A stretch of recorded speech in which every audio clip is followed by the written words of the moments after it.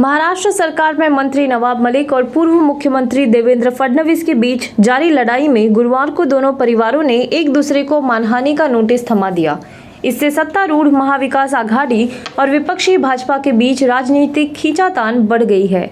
मलिक के दामाद समीर खान ने फडणवीस को मानहानि का नोटिस भेजकर 5 करोड़ रुपए मुआवजे की मांग की है। वहीं दूसरी ओर फडणवीस की बैंकर पत्नी अमृता फडणवीस ने मलिक के खिलाफ उनकी छवि खराब करने के लिए मानहानि नोटिस के साथ जवाबी कार्रवाई की है। मलिक की बेटी नीलोफर मलिक खान ने मानहानि नोटिस जारी करने के लिए ट्विटर का सहारा लिया। उन्होंने लिखा, झूठे आरोप जीवन को बर्बाद कर देते हैं। इससे पहले कि कोई आरोप लगाए या निंदा करे, उन्हें पता होना चाहिए कि वे किस बारे में बात कर रहे हैं। मानहानि नोटिस झूठे दावों और बयानों के लिए है जो फडणवीस ने मेरे परिवार पर लगाए हैं। हम पीछे नहीं हटेंगे। मानहानि नोटिस एडवोकेट RI अंसारी के माध्यम से भेजा गया है और मुंबई में फडणवीस के आधिकारिक निवास और नागपुर में निजी निवास का पता दिया गया है। कंगना रनौत ने देश की आज़ादी को लेकर जो बयान दिया था, उस पर विवाद बढ़ता जा रहा है। भीख में स्वतंत्रता मिलने वाले उनके बयान पर वरुण गांधी ने ट्वीट करके तंज कसा था। अब कंगना ने इस पर पलटवार किया है। कंगना ने वरुण गांधी के ट्वीट को इंस्टाग्राम स्टोरी पर लगाते हुए भड़ास निकाली है। उन्होंने अपनी बात रखते हुए लिखा है कि गांधी को आज़ादी भीख में मिली थी, जा अब और रो। कंगना के इस बयान ने कई लोगों को नाराज किया है। उनका नाम भी ट्विटर पर ट्रेंड कर रहा है। कंगना रनौत एक बार फिर गलत वजह से सुर्खियों में रही है। देश को आज़ादी भीख में मिलने वाले उनके बयान पर वरुण गांधी ने ट्वीट कर नाराजगी जताई थी।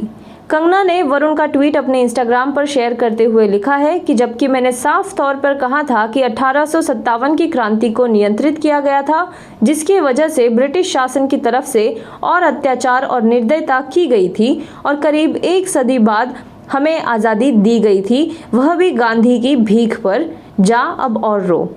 टाइम्स नाउ समिट में कंगना रनौत ने ये कहा था कि कांग्रेस राज ब्रिटिश शासन का ही आगे का रूप था और देश को असली आज़ादी 2014 में मिली। उनका इशारा नरेंद्र मोदी के प्रधानमंत्री बनने की ओर था। कंगना ने यह भी कहा था कि 1947 में देश को आज़ादी भीख में मिली थी। तमिलनाडु में लगातार हो रही बारिश की वजह से पूरे राज्य में अब तक 14 लोगों की मौत हो चुकी है।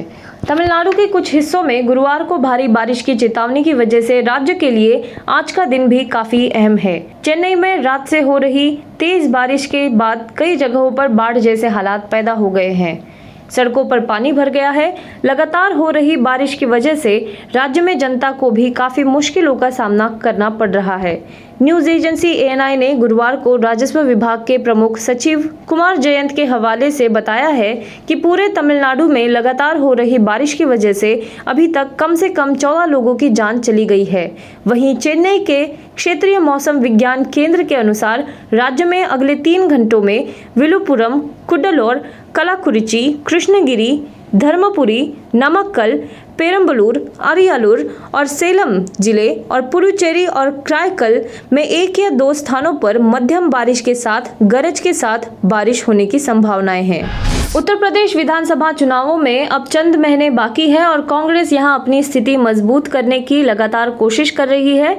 और इसी बीच पूर्व कानून मंत्री और कांग्रेस के वरिष्ठ नेता सलमान खुर्शीद की एक किताब ने सियासी बवाल खड़ा कर दिया है।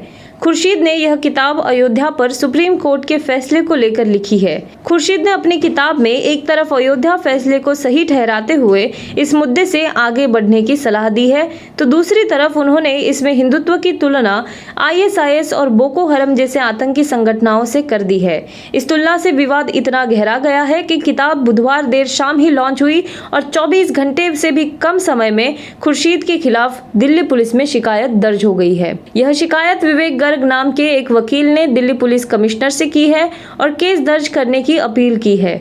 खुर्शीद पर हिंदुत्व को बदनाम करने का आरोप भी लगाया गया है। किताब में सलमान खुर्शीद ने कहा है कि हिंदुत्व का इस्तेमाल राजनीतिक फायदे के लिए होता है। चुनाव प्रचार के दौरान इसका ज्यादा जिक्र किया जाता है। किताब में उन्होंने कहा कि सनातन धर्म या क्लासिकल हिंदुइज्म को किनारे करके हिंदुत्व को आगे बढ़ाया जा रहा है।